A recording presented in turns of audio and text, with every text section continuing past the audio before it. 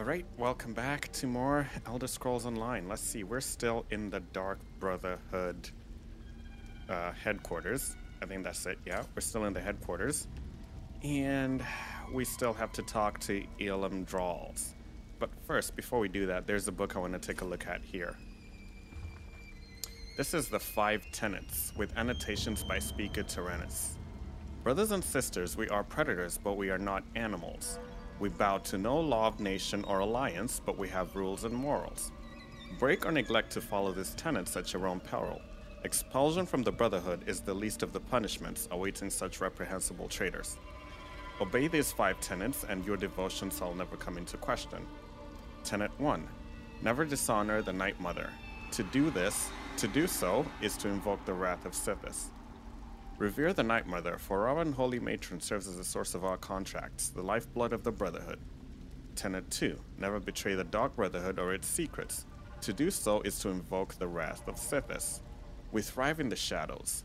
To cast light on those shadows is a blasphemy before Sithis and the Night Mother. Tenet 3. Never disobey or refuse to carry out an order from a Dark Brotherhood superior. To do so is to invoke the wrath of Sithis. To listen and obey. The very first lesson taught to every member of the Brotherhood. Tenet 4. Never steal the possessions of a dark brother or dark sister. To do so is to invoke the wrath of Sithis. To steal from a brother or sister is to steal from the Night Mother. Sithis hates such thieves. Tenet 5. Never kill a dark brother or dark sister. To do so is to invoke the wrath of Sithis. We are family, and family doesn't murder family.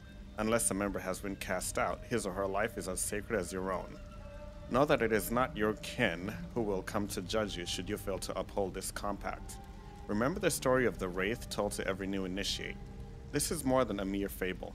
The wrath of Sithis is real, and he sends his wrath to punish any brother or sister who breaks the tenets. So we have heard. Okay. Alright, here's another one. Gold Coast Notables. A report prepared by Mirabelle Mortier for her brothers and sisters. Matron Astara asked me to collect a few thoughts and salient facts about the movers and shakers of the Gold Coast, specifically, the most important people whom we might have to deal with at some point in the future. Now, that doesn't mean we have to kill these people. We might have to work with them or request a favor. Or, no, we'll probably have to kill them. That's usually what we do. Provincial Governor Fortunata Ape Dugal. Okay. The one-time pirate queen started out as a minor functionary in the Gold Coast Trading Company before her skills and ambitions earned her a place among the merchant lords at the top of the organization. But that wasn't enough for Fortunata. She set sail for an extended trade mission. When she returned, she was at the head of an armada of private vessels as the wildly popular queen of the Red Sails pirates. She easily seized control of Anvil and proclaimed herself the provincial governor of the city. Now Fortunata rules Anvil with an iron fist wrapped in a velvet glove. No one dares challenge her due to her own strong personality and demonstrated fighting skills, and because there are always at least a dozen heavily armed pirates at her beck and call. Not to mention her personal rat master, who brings her secrets like a lover brings gifts. Her ambitions exceed the borders of the port city. However, she has already declared that the entire Gold Coast is under control. That's not quite true, but it appears that it soon will be. Okay? Count Corollas Aquilarius. The Wolf of Kvat is the nephew of Varen Aquilarius. He's served his city and defended it ever since Varen marched off to the war. He may be the only truly good person among the movers and shakers of the Gold Coast. He's a man of faith and conviction, honorable and proud of his heritage. I also find him to be extremely dull. He doesn't like Fortunata though, and he has so far been able to keep her pirates out of Kvatch. He has an uneasy alliance with the Cathedral of Akatosh, which dominates not only his city's skyline but serves as its spiritual conscience as well. In fact, he recently granted the cathedral's protectors the Order of the Hour, expanded rights and duties to supplement the efforts of the Kvatch god. He could prove to be a powerful opponent of the Brotherhood if he weren't mired in the politics of just keeping his city safe from those who would like to carve it up like a festival goose. Primate Artorius Ponticus, the head of the Akatosh faith and the leader of the Great Cathedral, presents an interesting and complicated man. He practically burns with religious fervor and truly believes that Akatosh guides and supports his efforts. He's also as ambitious in his own way as Fortunato, as demonstrated by his swift rise through the religious hierarchy. For a religious man, he has a surprisingly vast network of spies and informants hidden throughout the Gold Coast. It's exceedingly rare for something to happen that the Primate doesn't know about. He is supported by Grand Chanter Surus and Grand Summonizer Fithia, as well as the warrior priest of the Order of the Hour. If Artorias were to ever turn his faithful followers against us, they might be powerful enough to threaten the Brotherhood. Not that I think that scenario is likely. Other notables include Lord Quintus Jarol. We already killed that guy. That's me speaking. Commander Marcus Scipio of the Order of the Hour, Lord Hathal Brent of the Gold Coast Trading Company, and a visitor to our lands who thought to go unnoticed, Razum Dar of the Queen's Eyes. Reports on those potential threats, targets, or allies will be on your desk shortly. Well, we did work quite extensively with Razum Dar when we were still in the when we were still pursuing the Aldemari Dominion story. So if the Brotherhood thinks that I'm going to kill him, they're out of their mind. We will not kill Razum Dar, because we like him. So here is Elam Drawls. You must be the new initiate. I've heard some unbelievable things about you. Still, you can't be too good. Your name hasn't appeared on one of my contracts yet. What? Oh, that's a Dark Brotherhood joke. Don't you have a sense of humor? Astar said I should speak with you. Did she now? Are you sure that's what she told you to do? Wouldn't want you to get in trouble your first day in the Sanctuary. Now that you're here, we might as well discuss your training. What do you mean, my training? Don't repeat what I say. It annoys me. Now, where was I? Oh, yes, your training. Complete a contract, receive a reward. Prove yourself, and more significant contracts will be made available to you. It's simple, really. Okay. I don't expect you to last a week, but as long as you're still here. Ready for your first contract, Initiate? Let's do it. Not everyone appeals to the Dark Brotherhood through the Black Sacrament. For those with copious amounts of gold to spare, we usually indulge their more mundane requests. Are you ready to take on your first contract? Yeah, sure. Typically, you'll consult the ledger marked for death, but I've handpicked something special for your first job. Okay, who do we have to kill? Travel to the city of Kvatch, identify the target listed on this contract, then eliminate them. I encourage you to practice with the Blade of Woe, but as long as the target dies, it doesn't really matter how you kill them. Can you manage that? Yeah, we'll return when the target is dead. What are you standing around for? I'm not much to look at, and neither is this room. Who takes out these contracts? Anyone can find a reason to kill someone. Ambition, jealousy, humiliation. I once killed for a jester who couldn't take a joke. Careful who you heckle in Stormhaven. Can we talk a little bit about you? Me? I'm flattered. No, that's not the right word. Uncomfortable? Yes, that's it. Well, whatever do you want to know about me for? I just want to know who I'll be working with. Not the brooding type? Good. They're a bore.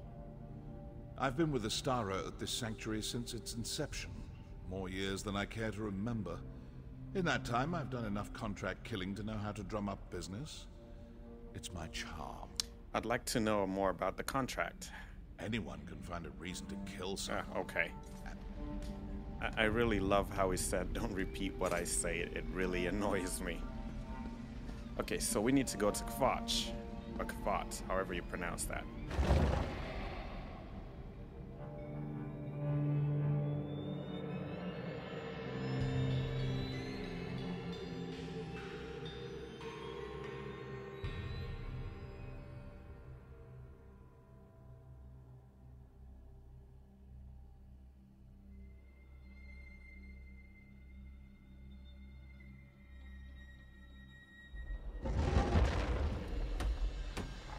Okay, now that we're here, let's grab our ride.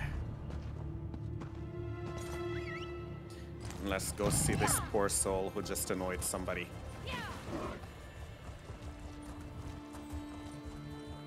We've already discovered the city of Kvat. Like I said, We took a ride around the map just to open up everything and be sure that we can see where we're going. So it's not like we're going to be discovering it. We've already discovered it. We just have not entered it yet.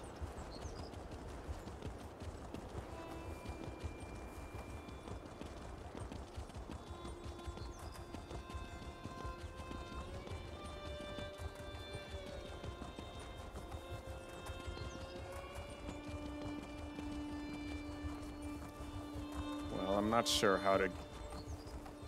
where the road is that will lead us to the city. Yeah, we're on the right path.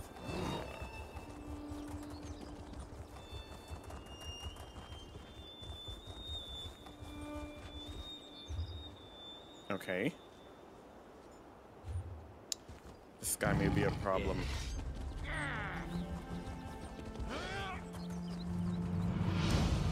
First, I'd like to know why he's attacking, though.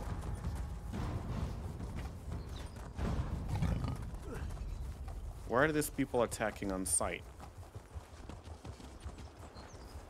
Wait.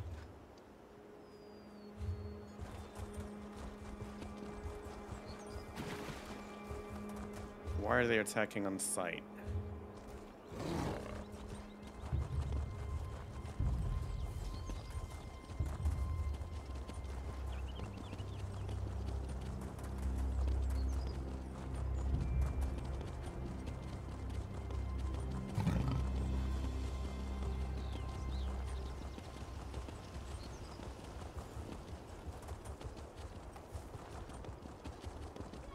I think this is the entrance to the city.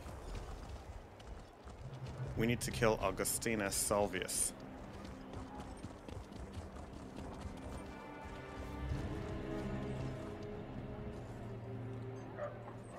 Okay, there's somebody in here who needs, let's take a look. There must be some way to convince her. Stubborn girl. Let's talk. You've got one of those faces, don't you? Nowhere near as pious as seems proper for this part of the world. In that case, how'd you like to earn some honest gold for a little bit of dishonest work? Is there anyone who's actually upright in the Gold Coast? What do you have in mind? Oh, just discrediting Grand Chanter Surus and his Society of the Dragon. They claim to be a religious order, but they're nothing more than a cult that loves Akatosh a bit too much. And anyone who questions their faith tends to disappear. Why do you care about a cult? I didn't until my sister Jocelyn joined them. She has no idea what Surus does to people. Take these notes and preach the word of Boethia around town. After the Grand Chanter arrests you for heresy, my sister will see how he treats you and leave. If you think that will help, I will spread a little heresy around town. Bring Boethia's word to the cult's initiates. If that doesn't get you noticed, nothing will. Once they detain you, we'll show my sister exactly how Surus treats those who disagree with him. As long as you don't wind up disappearing along the way. Let's see. Tell me more about the Grand Chanter Surus and the Society of the Dragon. I remember we just read about this guy in the notes in the Brotherhood. Grand Chanter Surus is a high-ranking priest in the cathedral, second only to Primate Artorius himself. He started the society for religious types who aren't ready to join the priesthood. They claim to be devoted to Akatosh and his teachings. And this is a bad thing? How? I don't understand. Only if you believe Akatosh requires the beheading of people the Grand Chanter doesn't like. When my sister refuses an order, I'd rather not have her head on the chopping block. Nothing against religion, but this cult isn't right for my sister. And that's it? Well, members that join the society are cut off from their friends and family, and anyone that tries to quit disappears. No one knows what happens to them, by the way. Oh, and I did mention the secret beheadings, didn't I? How did your sister come to join this cult? Who knows why a young woman in the prime of her life would throw away everything to take up with a bunch of religious fanatics.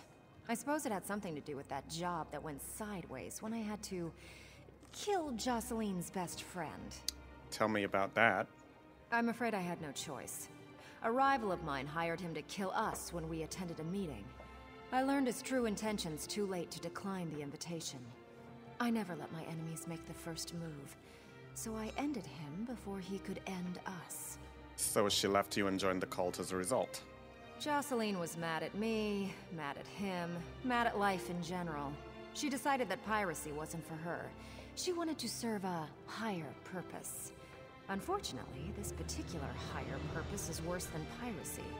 It hides its killing behind religion. How will me getting detained help convince your sister to leave the Society of the Dragon? Grand Chanter Surus isn't your typical Akatosh priest. He enjoys filling impressionable heads with religious nonsense, and he has a violent streak as long as Varen's wall. Rumors say that if he can't fill your head, he'll remove it. Literally. Do you have a plan for how I escape after getting detained? A plan?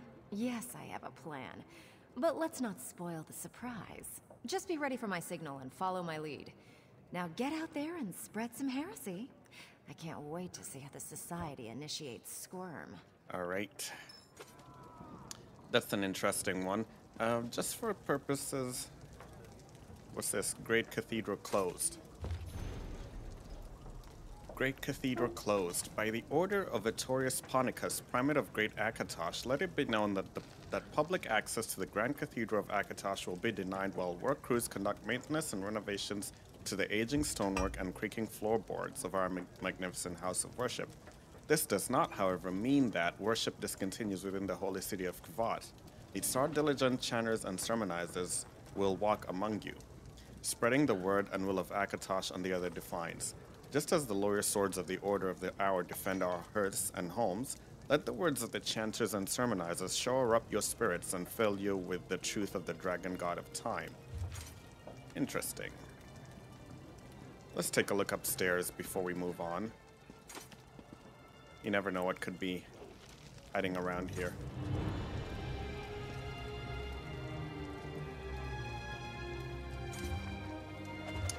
We've read that book before. Let's take a look in here. Adamantite, we have plenty of those. What? We're gonna have to check all these dresses.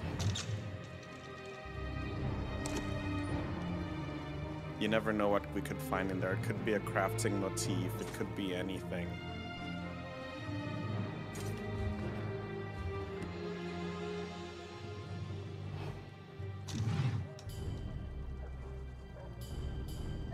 No, we don't want to kill her. Why would we want to kill her? She's innocent. We've read that one already. This one is a trunk, and of course this person is gonna watch it with their life. But they're not watching the backpack. We got a recipe. I was hoping for something. Orcish bratwurst on the bun. Increase maximum health by 6195 for 35 minutes. Okay. Oh, we already know this one. So maybe we'll just sell it. Persistence of Daedric Veneration by Lady Cinnabar of Tanith. If you believed what that old goat Phrastus of Elinor writes in what he pleased to call his histories, you'd think that modern society's bias against reverence for the Daedric princes was rooted in some kind of instinctive revulsion against the Lords of Oblivion, an abhorrence based on events of unspeakable cruelty that took place thousands of years ago. This is absurd on the face of it. Ask the peasant in his field or the cobbler in his shop, or the solicitor in his office if he fears the Daedra lords because of the ancient practices of the wild elves, and all you'll get will be a blank look. The peasant, cobbler, and solicitor only fear Daedra and Daedra worship because they've been told by established religion and academia, and because their neighbors believe the same thing. So, Phrastus, Daedra worship survives in Tamriel only at the level of forbidden cults? On the contrary, it's easy to show that veneration for Daedra is widespread and widely accepted among the folk of Tamriel, despite the desires and opinions of priests and professors. Ask the hunter why he mutters a prayer to Herson as he draws his bow. Ask the gardener why she asks Mephala to spare her vines from slugs and worms. Ask the guardsman why he invokes the Val of Boethier as he draws his sword. And one doesn't have to look hard to find worshippers of Sanguine during the carnival, or Hamir's Mora among scholars at any time. What of the Ashlanders of Morrowind, who still venerate the so-called good Daedra? What of the spirit of Wardens of Minerva, who follow Azura? What of the jovial Lambastas of Rimmon, who celebrate Clavicus Vile? What, indeed, of the Khajiit of the Southern Realms? Rather than abjure the Oblivion Lords, the catfolk of Elsewhere venerate them openly, scarcely drawing a distinction between Aedra and Daedra. The Khajiit recognize the benevolent aspects of the princes, offering them respect at a minimum and often admiration. Azura is a popular object of worship for Khajiiti magicians. Sheogorath appears to the feline taste for wild mischief, appeals, and the souls of the dead are placed in the Church of Namira. Yet, Frastras would have you believe every mortal in Tamriel cringes in horror at the mention of Daedra and mocks my own work when I show him up for the charlatan that he is. Or can we explain his petty hostility in another way? Wasn't it Frastras himself who approached me at the Dragonstar Conclave of Antiquarian Scholars? Frastras who pointed out it was the 16th of Sun's Dawn. Frastras who suggested we meet later that evening to appropriately celebrate Sanguine Summoning Day. I believe he took it rather personally when I refused his swarmy advances, for it was shortly thereafter that his unwarranted criticism of my work began to appear in the journals. Yes, perhaps therein lies the explanation. Interesting reading. Is there anything in here? Let's make sure nobody's seeing us grab all these items. And let's just head out here and see. There may be crystal. Oh, it crosses over. Famula's Wonders. What is this place? Oh, we're so gonna wreck this place. We're gonna steal everything. On Minotaurs. Yeah. This is the first time we're encountering Minotaurs. Let me take a look at the time here. 21 minutes. By Nonus Copranius, temporarily unaffiliated scholar of Imperial Antiquities. No matter how many institutions of higher education expel me, no matter how many publishers decline to print and distribute my theories, I refuse to recant my position or change the topic of my research. Not until Minotaurs have received the recognition and respect that they deserve. In the course of my research into the origins of the Empire, specifically the rise and fall of the Elysian Order, I came across a wondrous thing. Hidden in the background, often purposely obscured but still visible to those of us who know what to look for, was an entire race of humanoids who have been all but stricken from the historic record. This crime against history must not stand, and I pledge to restore these creatures to their proper place in the Chronicle of the Empire. I'm referring, of course, to the maligned and misunderstood Minotaur. These humanoids, with bodies that resemble humans and heads that resemble bulls, trace their lineage to Empress Elysia herself. While no period records survive to state the truth of the situation, many ancient documents from later periods speak of a relationship between the slave queen and Kynareth's son, Mohairus, whom the divine sent to aid and advise Elysia. Often depicted as a minotaur, the demigod Mohairus, I believe, gave rise to the race through his dalliances with the slave queen and the birth of her son, Belharza the Man-Bull. Whatever the truth regarding the origins of the Minotaurs, they began to appear in greater and greater numbers in the years during and after Empress Elysia's reign.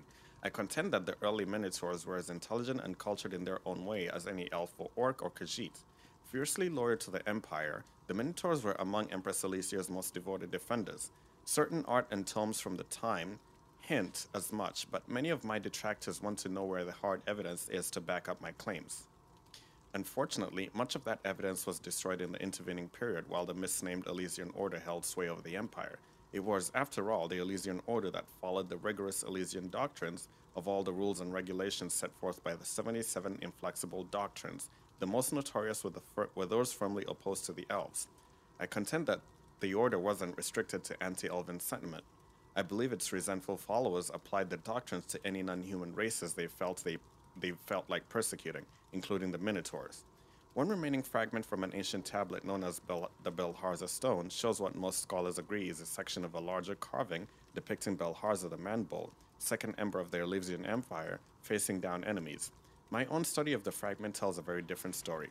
By the cut of their armor and the shape of their spears, I believe the so-called enemies depicted in the carving are actually fanatical precursors of the Elysian troops. The spears jabbed directly at the Minotaur's heart indicate that those Proto-Elysians killed or drove off the Minotaurs, thus beginning the decline of the race that we still see in evidence in the current day. It's a shame what happened to the once majestic race of bull men. But wait, I can hear my detractors already.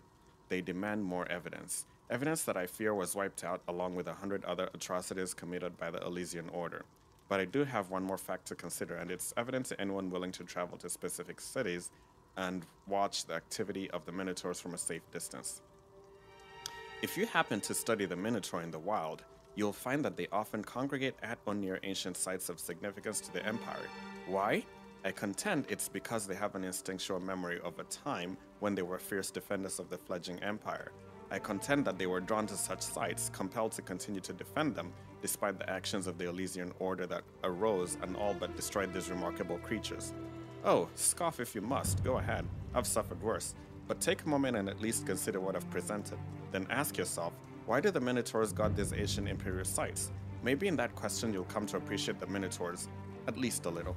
I must say, the book presents some very compelling arguments, but I think we're about half an hour in, so let's take a quick break. We'll be right back with more Elder Scrolls.